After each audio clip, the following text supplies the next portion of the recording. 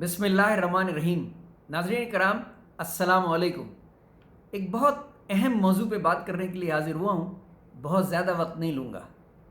کچھ عرصے سے ہمارے ملک میں ایک بحث جاری ہے کہ عمران خان کی حکومت کو سازش کے ذریعے ہٹایا گیا ہے یا مداخلت کے ذریعے۔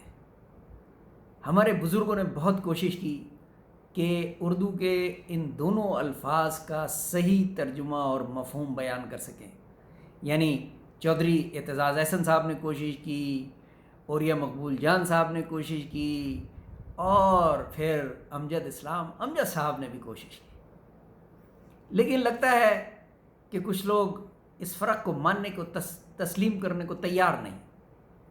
ہمارے چینل کی خوبی یہ ہے کہ ہم اردو زبان کو پروموٹ کر رہے ہیں، اردو شاعری کو پروموٹ کر رہے ہیں، اور مشکل سے مشکل مسئلے کو انتہائی آسان اردو میں عمومی مفہوم کا منظوم ترجمہ پیش کرتے ہیں۔ میں نے بھی کوشش کی ہے کہ ان دونوں الفاظ کو آسان اردو میں بیان کر سکوں۔ عرض کیا ہے، آؤ تمہیں بتاؤں سازش کا صحیح مطلب، آؤ تمہیں بتاؤں سازش کا صحیح مطلب، اغیار کے ٹھکانوں پہ ہوتی ہے ملاقات، اغیار کے ٹھکانوں پہ ہوتی ہے ملاقات، تانے بانے بن کے آتے ہیں وطن میں واپس۔ غور کیجئے گا، تانے بانے بن کے آتے ہیں وطن میں واپس، پھر ہوتی ہے بغاوت اپنوں ہی کے خلاف،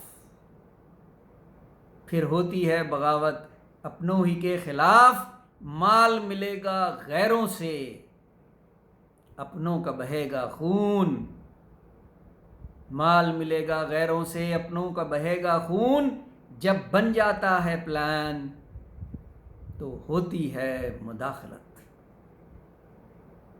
فرق محسوس کر رہے ہیں آپ؟ جب بن جاتا ہے پلان تو ہوتی ہے مداخلت، اور ہوتی ہے مداخلت تو آتا ہے نتیجہ۔